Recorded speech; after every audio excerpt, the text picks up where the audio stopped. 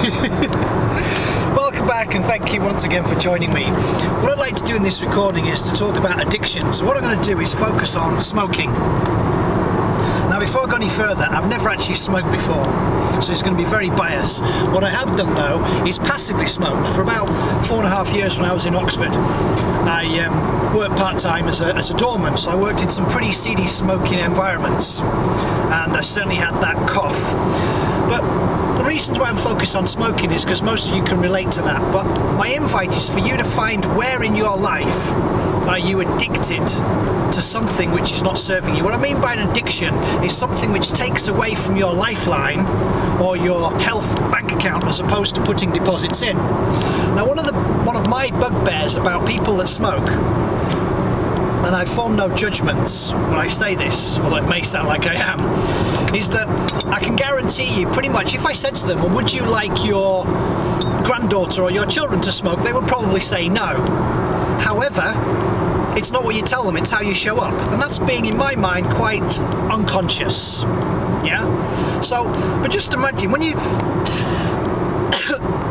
I don't know, just thinking about it when it makes me cough, but when you think about it, when you first took that first inhalation, you would have coughed your guts out, and one part of your brain said, Dumbo, what are you doing? And another part would have said, yeah, but you're going to fit in with the crowd, you're going to connect with the people, and they're smoking, it must be okay. And so you shut off that part of the brain that says, stupid, what are you doing? And you carried on smoking. And then obviously you desensitize your body.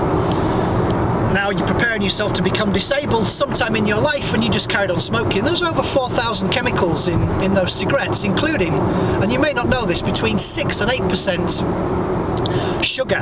I know we know sugar is a Class A drug. Of course, the manufacturers, they know what they're putting in there, but they want to get you as addictive and as sick as possible. Not too sick that you can't carry on smoking and have X amount. Well, you can liken this also to perhaps to drinking, because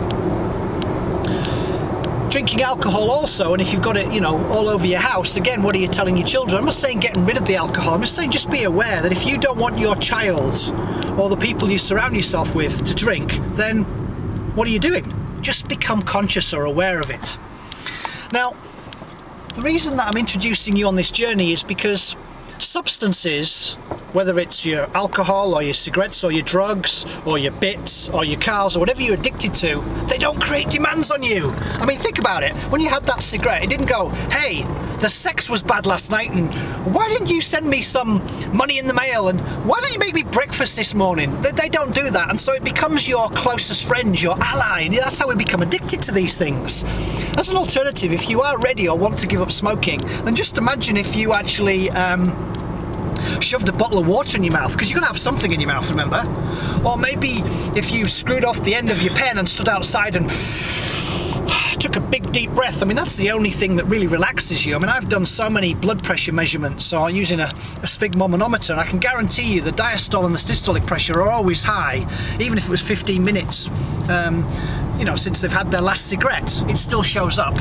So just become aware of those things, and until you get it into your gut feeling, or let's just say change the meaning of what smoking or taking drugs or drinking alcohol means to you, only then will you give up. In other words, at the moment, smoking to you might equal pleasure. Until you change that to equal pain, you'll carry on smoking, and you're not ready to give up yet, or give up your drugs or your alcohol. But only when you are ready, as in the meaning has changed. So if you can write down a list of all the reasons for giving up smoking, might be to save money, put it towards a holiday, it's good for your health, it's good for your children, you're becoming the change you want to see, or any of the above, only then will you give up. Now, obviously you could relate that to anything, but I just want you to be aware that those substances don't create demands on us, and that's one of the reasons why we become addicted to them.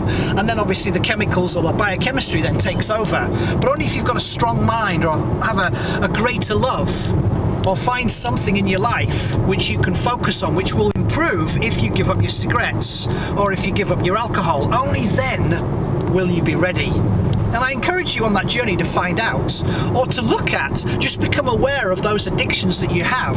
I'll give you two of mine. When I was in Oxford, because I surrounded myself with other athletes, it's a no-brainer. I became addicted to exercise. And if it's right, the late Jim Rohn once said, you're the average of 5 people you spend time with, then lo and behold, who did I hang out with? Other people that trained like athletes, therefore I did.